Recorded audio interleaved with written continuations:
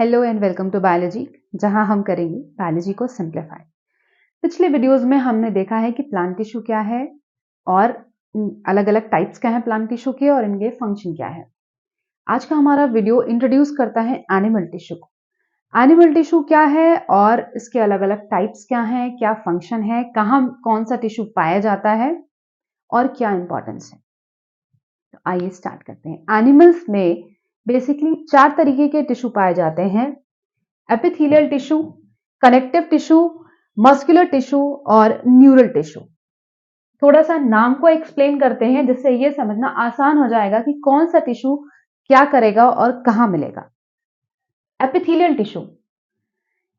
Epithelial tissue का शाब्दिक अर्थ हुआ, यानी शब्द का मतलब हुआ एपी मींस ऊपर, किसी चीज के ऊपर या बाहर या कवर करने वाला या ढकने वाला या लेयरिंग करने वाला। और थीलियल का मतलब होता है ग्रो करना, ग्रोज। सो एपिथेलियल ऐसा टिश्यू हुआ जो किसी भी चीज के ऊपर ग्रो करता हो। शाब्दिक अर्थ, लिटरल मीनिंग ये है कि ऐसा कोई भी टिश्यू जो बाकी दूसरे टिश्यू के ऊपर या बाहर की तरफ ग्रो करता हो, वो एपिथेलियल टिश्यू होता है। एपिथेलियल टिश्यू आपको मिलेगा कहां? ऑर्गन्स में लेयरिंग करने वाला टिश्यू बाहर की तरफ और अंदर की तरफ एपिथेलियल टिश्यू कहलाता है। अगला टिश्यू कनेक्टिव टिश्यू। अब जैसा कि नाम से, शब्द से समझ आ रहा है कि इसका काम होगा कनेक्ट करना, एक से दूसरे को जोड़ना। बॉडी में अलग अलग चीजों को कनेक्ट करके रखने का काम होता है कनेक्टिव टिश्यू का। कनेक्टिव टिश्यू और क्या चीजें कर सकता है? क्योंकि ये एक जगह से दूसरी जगह को कनेक्ट कर रहा है तो ये ट्रांसपोर्ट का काम भी कर सकता है। तो इस कनेक्टिव टिश्यू के अंदर बहुत सारे अलग अलग तरीके के टिश्यू भी आते हैं, जिनमें से एक ब्लड भी है। तो ब्लड जो कि सर्कुलेट कर सकता है, लिम्फ सर्कुलेट कर सकती है, इसलिए ट्रांसपोर्टेशन का काम भी ये कनेक्टिव टिश्यू कर सकता है और करता है। नेक्स्ट आते हैं मस्कुलर टिश्यू। मस्कुलर टिश्यू, सारी मसल्स बॉडी में जो भी हैं उनको एक साथ रख दिया गया, वो मस्कुलर टिश्यू है। मस्कुलर टिश्यू का काम क्या है? मस्कुलर टिश्यू एक तो शरीर को एक स्ट्रक्चर प्रोवाइड करता है, शेपिंग करता है, शेप देता है, और उसके अलावा चलने फिरने में, लोकोमोशन में मदद करता है मस्कुलर टिश्यू। मस्कुलर टिश्यू के साथ और क्या चीज है जो कि हमारी बॉडी को या किसी भी ऑर्गेनिज्म की बॉडी को एक ढांचा देती है? वो है बोन या स्केलेटल टिश्यू। स्केलेटल टिश्यू हम पढ़ते हैं कनेक्टिव टिश्यू के अंदर ही, जो आगे की क्लासेस में बहुत डिटेल में पढ़ाया गया। लास्ट आता है न्यूरल टिश्यू या नर्वस टिश्यू। न्यूरल टिश्यू या नर्वस टिश्यू डिनोट करता है उन सारे ही टिश्यूज को, उन सारे ही ऑर्गन्स को जो एक साथ मिल करके हमारी बॉडी का नर्वस सिस्टम बनाते हैं, जिसमें कि न्यूरॉन्स पार्टिसिपेट करते हैं। हमारा ब्रेन है जो कि कंट्रोलिंग है, वहां से सारे सिग्नल्स भेजे जाते हैं, सिग्नल्स रिसीव किए जाते हैं, और जितना भी सेंसरी काम है हमारा, देखना, सुनना, सूंघना, हाथ को कंट्रोल करना, पैर की मूवमेंट कंट्रोल करना, ये सब कुछ नर्वस टिश्यू या न्यूरल टिश्यू के थ्रू ही हो रहा होता है। प्लांट टिश्यू में हमने ऐसा कुछ भी नहीं पढ़ा है। प्लांट टिश्यू में हमने टाइप्स क्या पढ़े हैं? Meristematic tissue, permanent tissue, simple permanent tissue, complex permanent tissue. Plant tissue animal tissue से डिफरेंट कैसे है?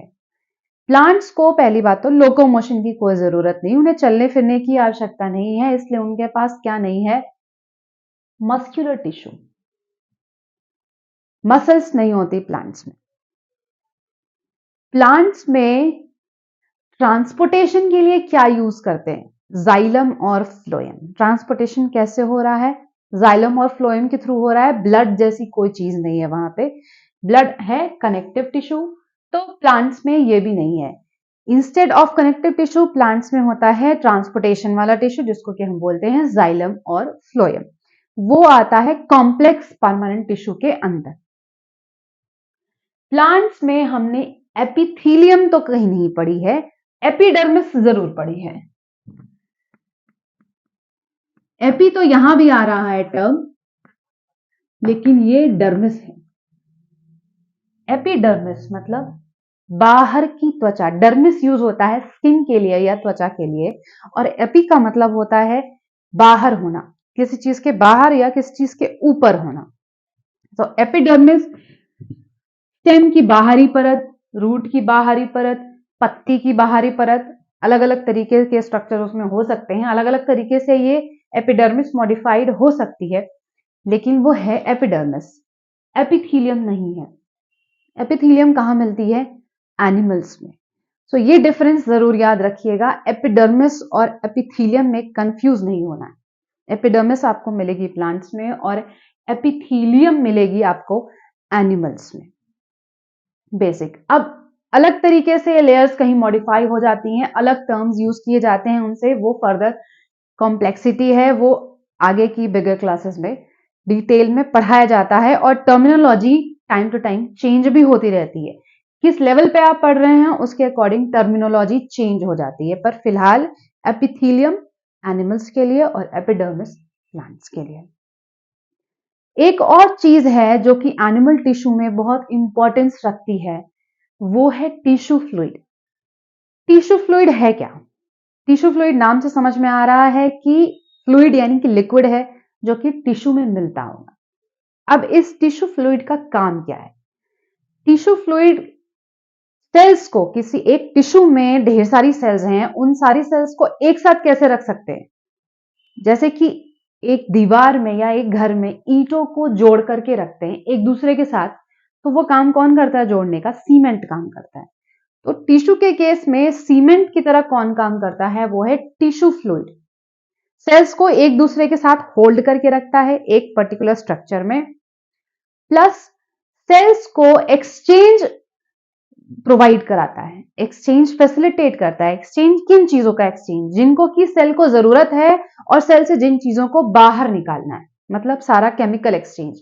कार्बन डाइऑक्साइड को सेल से बाहर निकालना है, ऑक्सीजन को सेल के अंदर देना है, मिनरल्स को अंदर पहुंचाना है, न्यूट्रिएंट्स को अंदर पहुंचाना है, हार्मोन्स को देना है या एंजाइम्स को देना है, और अंदर से सारा वेस्ट प्रोडक्ट या जो भी टॉक्सिक मटेरियल है या बाय प्रोडक्ट है उसको बाहर निकालना है।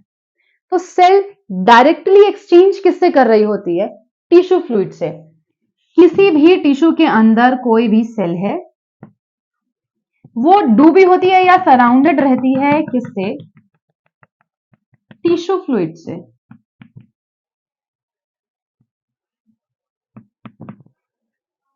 जितना भी सेल का एक्सचेंज है डायरेक्टली वो हो रहा होता है टिश्यू फ्लूइड के साथ, मटेरियल्स अंदर से बाहर और टिश्यू फ्लूइड से अंदर साइटोप्लाज्म में जा रहे होते हैं। जिनकी जरूरत है वो अंदर जाएंगे, जिनकी जरूरत नहीं है वो बाहर टिश्यू फ्लूइड में आएंगे। टिश्यू फ्लूइड से फिर फर्दर ट्रांसफर कहां होता है इन मटेरियल्स का? लिम्फ और ब्लड में।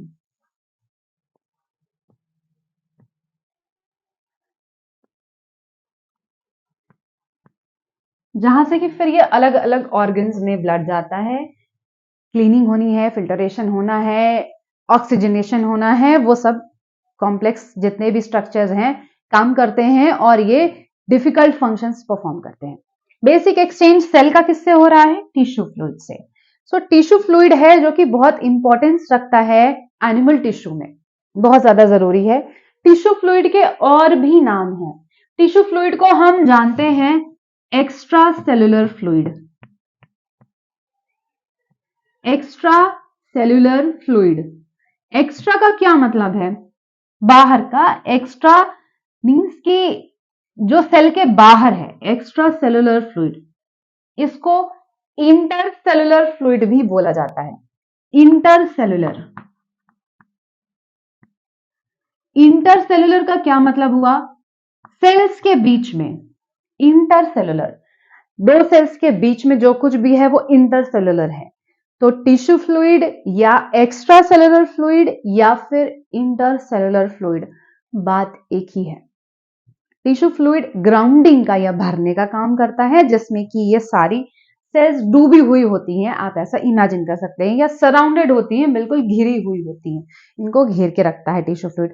टिश्यू फ्लूइड ज्यादातर होता है या जेली लाइक हो सकता है, या फिर कुछ केसेस में जहां पे कोलेजन प्रेजेंट है वहां वो ज्यादा रिजिड या ज्यादा टफ स्ट्रक्चर हो सकता है। डिपेंड करता है कि टिश्यू फ्लूइड किस टिश्यू का है और वहां किस तरीके की रिजिडिटी की या मजबूती की कितनी जरूरत है।